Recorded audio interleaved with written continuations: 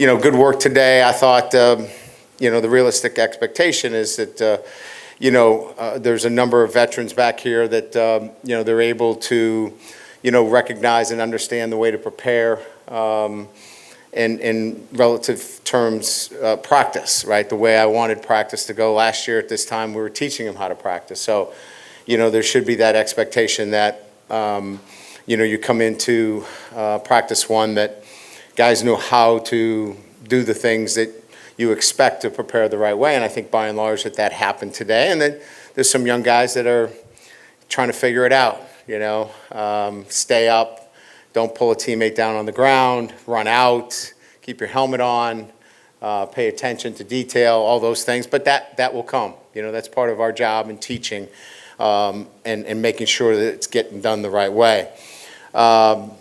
Protocols, procedures, I know we listed those to you relative to practice. We're opening up, another additional practice to you. I think we're going to have 10 access points for you in practice. That should give you a lot of chances to evaluate and put the starting lineups together, both offense, defense. Make sure you email me once you guys put that together, so I'm in the loop. And then, we'll be transparent with injuries. We thought it was important, given the nature of what's going on today out there relative to reporting and gaming, that we wanted to make sure that we were transparent with injuries, not putting any pressure on anybody here to guess who's in, who's out. So we came up with a protocol and procedure that's similar to what the NFL does relative to reporting injuries. So we'll do that twice during the week, so you'll have a good sense of who's in what state. And then, we get to Saturday, if somebody was doubtful, we'll give you available or unavailable. The only caveat would be if somebody gets sick, we'll give you a sickness update as well. So those are some of the, guide rails relative to what we're doing, this camp. Obviously, the recent news is the health concern of Coach Lindsey.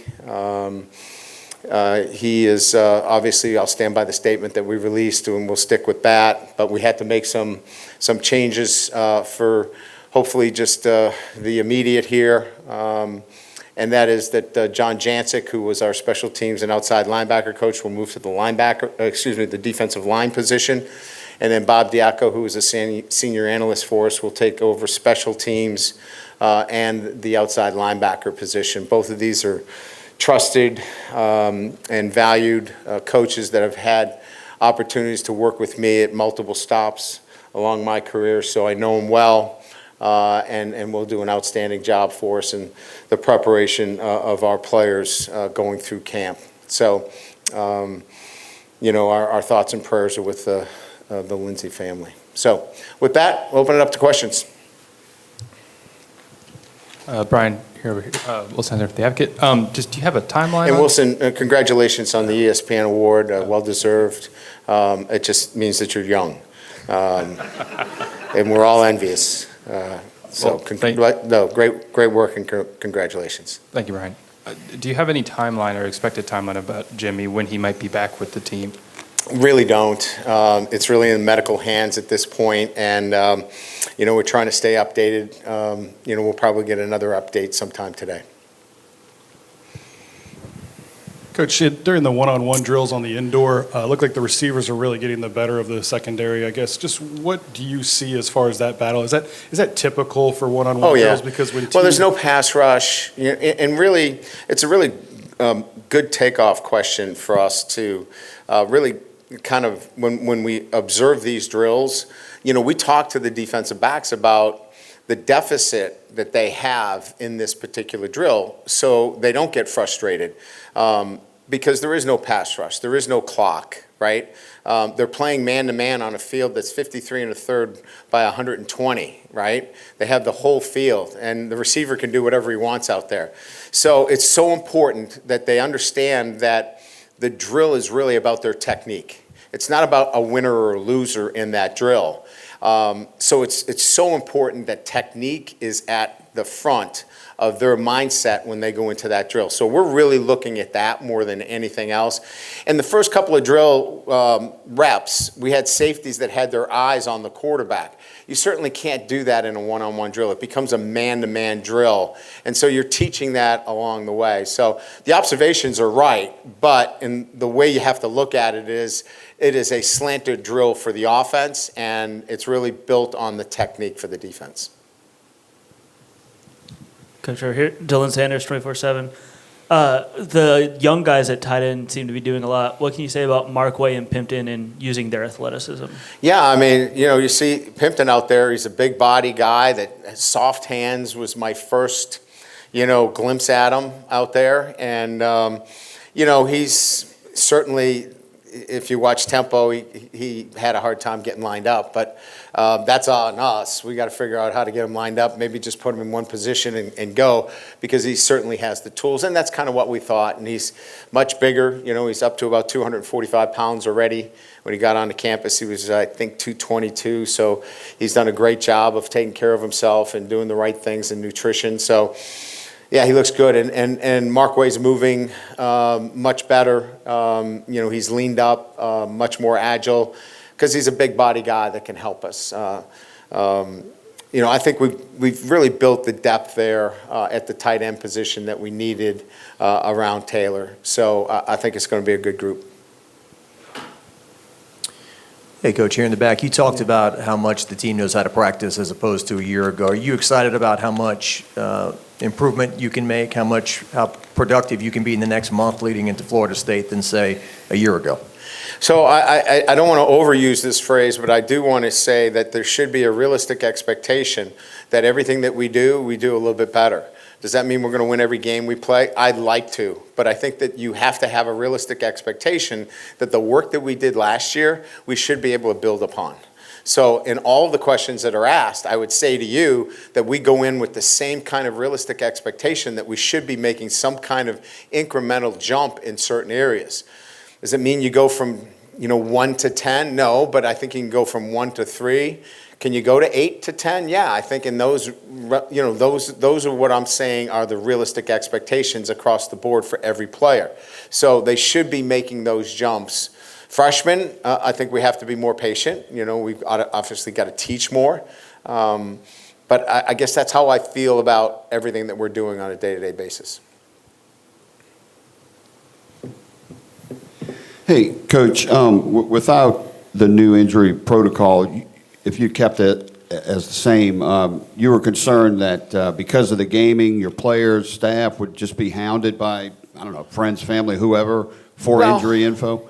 I wanted to be proactive and not reactive. I'm not saying that happened. I'm not saying that it would happen, but I think it's better to be proactive in those situations and take away even the temptation to even have that in this building and not be that next school that goes down that path, right?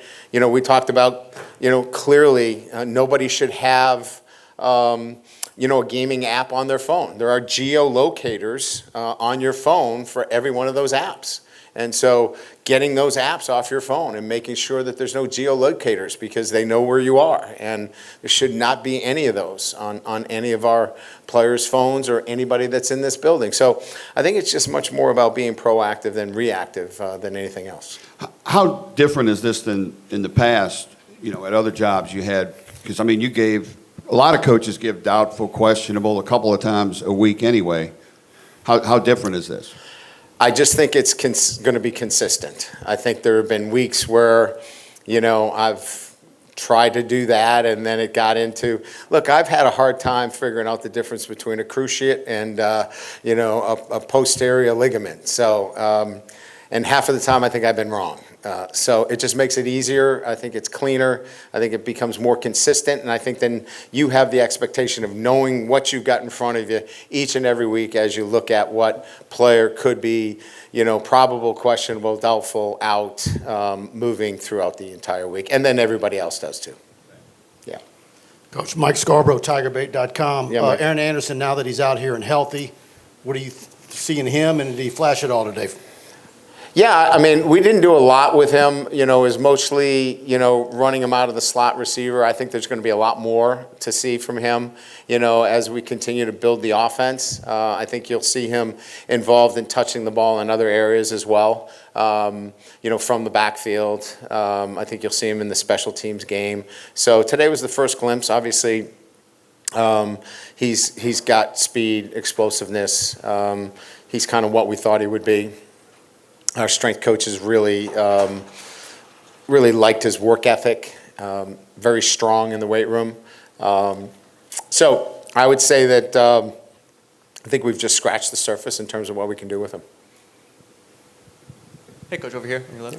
Matthew Bruni with On 3. When you have the versatility of guys that can play nickel and safety, just how does that factor in, and how does that help y'all when y'all figure out, you know, what y'all have back there? Yeah, good question. I think the versatility allows us to play, you know, our three safety look. You know, that three safety look for us allows us to rotate, you know, different guys down into the box depending on what their skill set is, and still give us the kind of, you know, coverage, you know, from top down. You know, that's not a luxury that a lot of teams have, and I think we didn't have that last year. But with, you know, Sam's and certainly, you know, Major Burns healthy and Brooks, it certainly gives us now a lot more versatility with three really good safeties, three SEC caliber players that give us great flexibility. Hey, Coach Kelly, right here in the middle, sir, right here. Hey, when we talked to you at SEC Media Days, it seemed like John Emery Jr. was on track to return to the team. Did something happen within the last No, month? he had to finish up an internship today. Final. He's in great shape. Thanks for asking the question. He has done everything. He has been fabulous to work with. We're proud of his accomplishments, and he'll be with us tomorrow. But he had to get an internship finished up today, finish that paperwork, get that turned into the registrar's office. And instead of rushing out here, you know, with his shoes untied and kind of running on the field, we just said, take care of it. You've gone this far and worked this hard. Get that taken care of, and that's what he's doing today. That'll give us more running backs. As you saw, we had to mirror drills today. We had double drills. We're gonna actually have to do that again tomorrow, and some of the other things to make sure that we get the appropriate work for everybody. Coach over here. It seems like the competition at center is Charles Turner, Marlon Martinez. How have you seen them progress throughout this past offseason? You know, I think Turner coming back from the injury, right, was something that we were keeping an eye on. I think he's made really good progress there. I think we've been, you know, following that closely, quite frankly. Martinez, you know, got a chance to play a little bit for us last year. We were pleased with his performance play. He needs to continue to work hard on his weight. You know, we want to make sure that, you know, from a weight standpoint, you know, he stays vigilant there. We can't have him get too far outside some of the parameters we put on him, but, you know, he's working on it every day. You know, we're going to work, you know, Bordelon's going to still continue to cross-train there like he did in the spring, and you know, we've got Deli there as a backup to cross-train there, and DJ, one of our freshmen, will now move over to the center position. So I don't know that we're done there in terms of, you know, making final decisions. I think we're going to create a little bit more competition there as the weeks unfold. But you're right in your assertions that it's 1-2 there right now. And then I think we're going to probably focus a little bit after the first 6 practices and then make that a real point of emphasis, the center position, in terms of battling 2 and 3. Coach, you touched a little bit on the running back room, rather crowded, but what did you see from Logan Diggs today? You know, I just watched the technical work that they had going on, and, you know, obviously he's a guy that I know very well, and I know what he's capable of. He's very smooth. He's physical. He's got a great burst. and his ability to stay on the field on all 3 downs. He knows protections. He can catch the ball coming out of the backfield. So, I know him really well. He looked good. The question with him was his health. He had a hamstring that we had to work through most of the summer, which limited him, but he looked healthy. And that was really the biggest thing for me, to see that he was healthy today. And he looked good. He felt good. And he just adds to the depth of that room, which is going to be as complete and as deep as any running back room that I've ever coached. Hey, Coach. Glenn Westco, 247. Just what's the next step of evolution for this offensive line, the starting unit in particular? And now that you have all these guys, the depth, do you guys feel better about the depth that you have across the board on the O-line? Well, certainly we do. I mean, anytime, you get a situation where you have 4 guys that have started SEC games compared to last year where you were like, I have no idea. You come into it feeling a lot better. I think Brad's built a great relationship with the guys, that they understand what they're doing, how they're doing it, and when they need to do it, which is really important.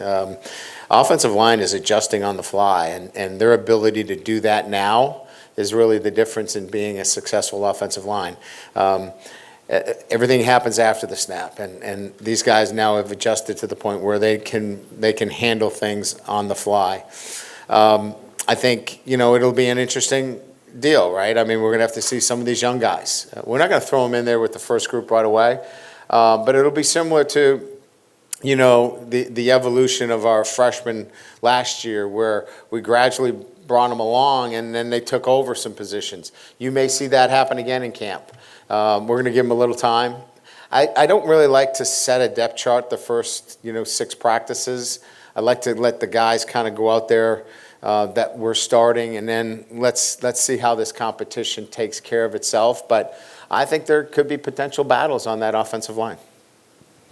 Hey there, in the middle, Brett Martell with AP. So when in the new injury report, you mentioned a similarity to the NFL. Of course, all those teams follow the same rules. So 2 parts. One, would you like to see more uniform injury reporting rules across major college football? And second, when there isn't and you're having to come up with your own, how do you weigh the benefits of being proactive versus, maybe some coaches, you keeping opposing teams in doubt or whatever about who's playing? Yeah, I've been doing it for so long, 33 years.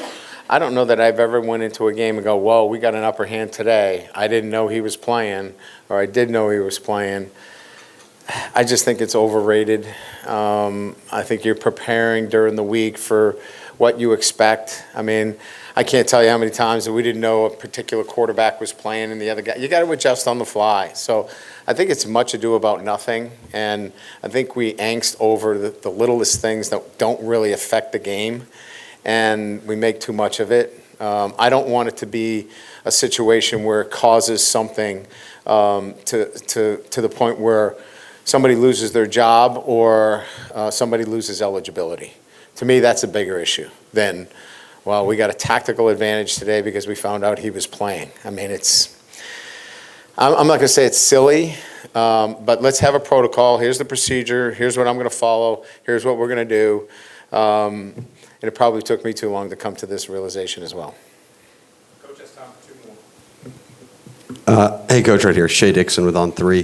What is a position group that last year you probably started today as a worry and this year might be a strength?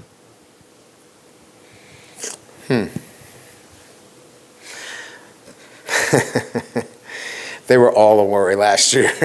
Honestly, I didn't know, where. I mean, I think if you said to me last year, where's the potential strength, I probably would have said defensive line, right out of the gates, and possibly wide receiver, right? This year, I would say that, strengths would be returning veterans on the offensive unit, like having returners on that side of the ball, and veterans on defense. I think the strength of this unit is returning SEC players, guys that have played football, SEC football, on both sides. So I don't know that there's one particular position where I go, well, that we're just, we're better than everybody. Playing in this league requires more than just athleticism. You have to have the talent, don't get me wrong. But you have to know how to play this game for 4 quarters in the SEC. You have to play it the right way. If you play it the right way for 4 quarters, you can win a lot of games in this league. But you need experience. And I think we have experience, and I think that that's going to be the strength of this football team.